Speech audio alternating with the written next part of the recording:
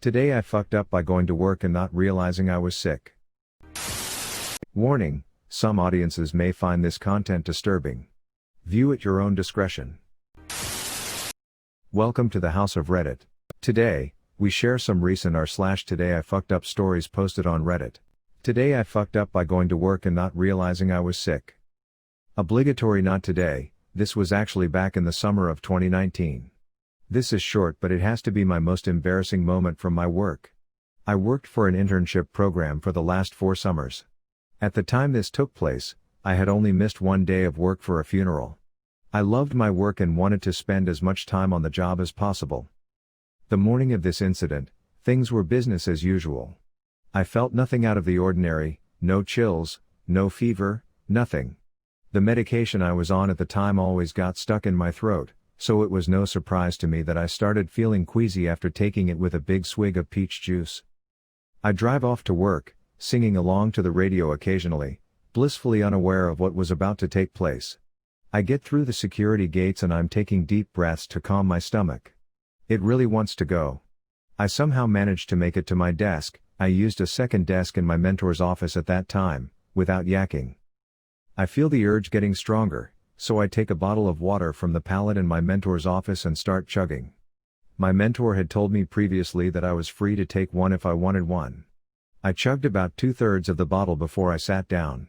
I thought it would calm my stomach as I prepared to pull out my laptop. It didn't. I felt a cold liquid squirt up into my nose and mouth. I barely managed to pinch my nose and chipmunk my mouth in time, spitting a bit onto the desk and chair. I'm near panicking, I can't breathe, but if I let my guard down, it's over. I could have easily destroyed my mentor's Mac desktop computer, monitor, keyboard, and mouse if I wasn't careful, and that was not a bill I wanted to be fronted with. I had to clean myself up a bit before I dared to run to the bathroom so I didn't drip anywhere. I wipe off my face with a tissue. The 10 to 15 seconds it took for my nose to clear felt like an eternity. Finally I can make a mad dash for the bathroom.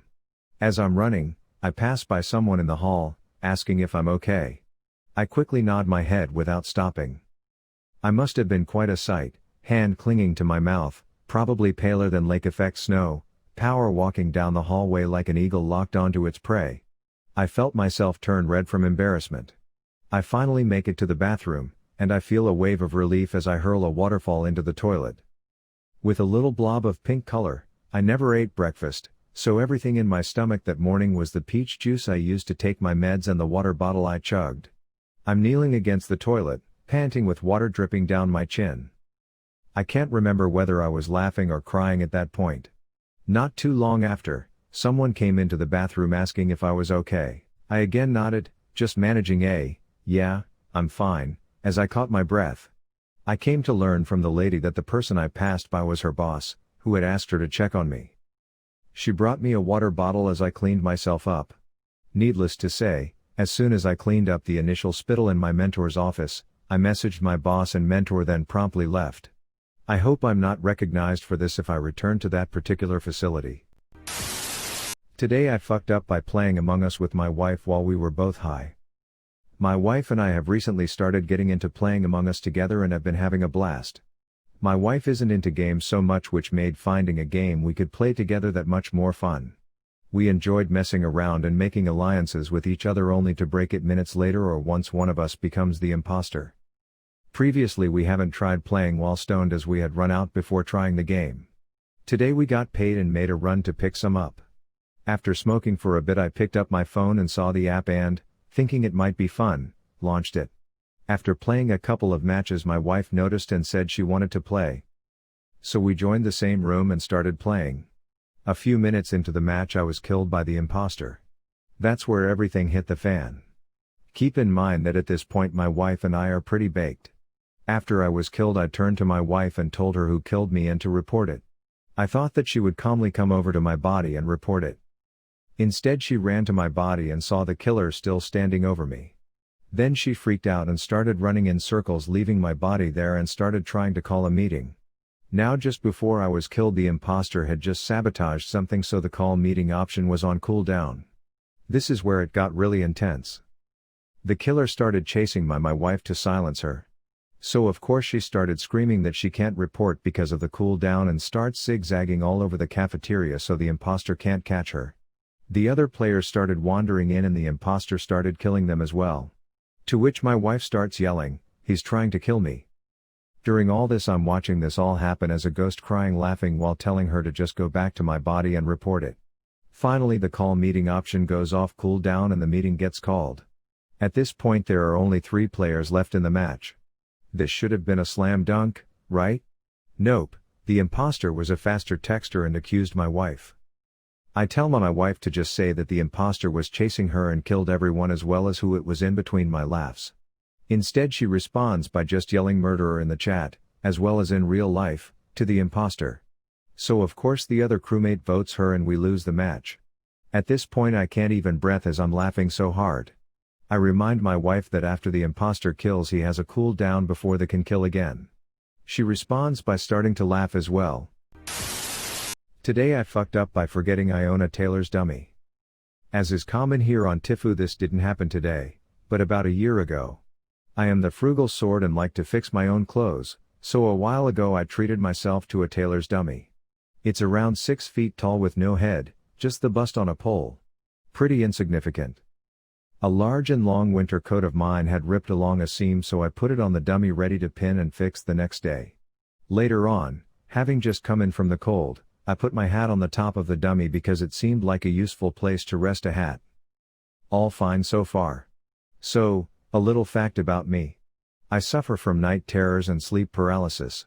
My version of it is that I will wake up in my bed and can see my entire room, but my body will not move, and then my brain projects dreams/awful nightmares onto the backdrop of my very real home. You can probably see where this is going. I go to bed. I fall asleep. I started to dream. My eyes half open and right there in the dark in the corner of my room is a terrifying man just stood there, silently and threatening. I can't move. I'm totally frozen. I want to scream but it won't come out. I'm in a staring contest with a figure with no face and there's nothing I can do to protect myself. After what feels like ages of threatening silence, my mind starts to try to scan the room from memory for weapons that this horrifying person may pick up, then oh. It's just a dummy. It was like a curse was lifted. Have you ever had tense lungs? It's a very weird feeling when your lungs and ribs relax again. Coming out of sleep/paralysis, I berated myself for causing my own dream-based panic attack, turned on all the lights and moved the terrifying winter coat and hat to the hallway. With lights on and eyes now covered, I fell back to sleep and slept pretty soundly. Of course in the morning I had a second mini fright from the stupid thing standing in the hallway. I learned my lesson. Human-shaped things are banned from standing in my bedroom and watching me sleep. Today I fucked up by heating my home. The original fuck up came middle of May 5 years ago and has been ongoing since then. So about 5 years ago, my furnace motor gave out on me. Me, being ever so handy with tools and not short on ambition, figured WTF, I can fix this. I hopped in my truck and wandered down to the local plumbing and heating shop with my old motor in hand. I grabbed a new motor and moseyed on home. 30 minutes later, and proud as hell of myself, I have a running furnace again.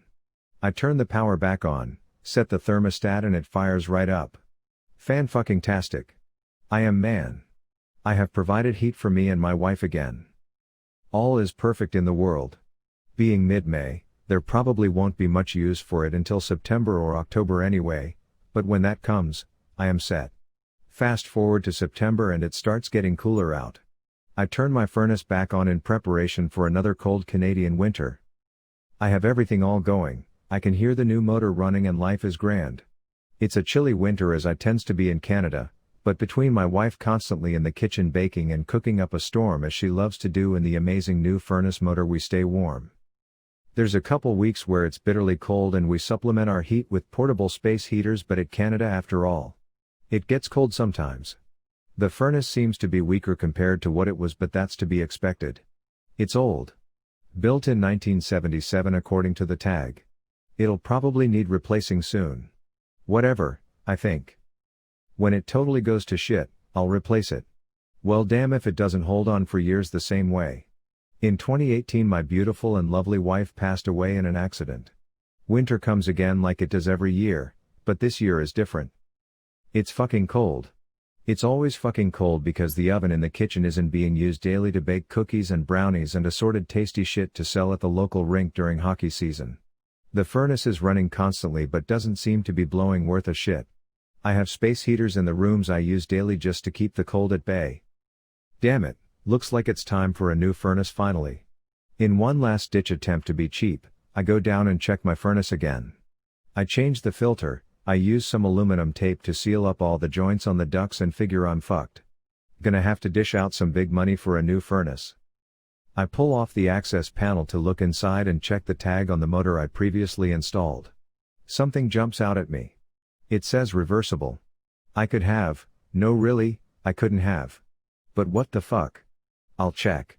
I power off the furnace and shut the breaker off. I go back to the motor.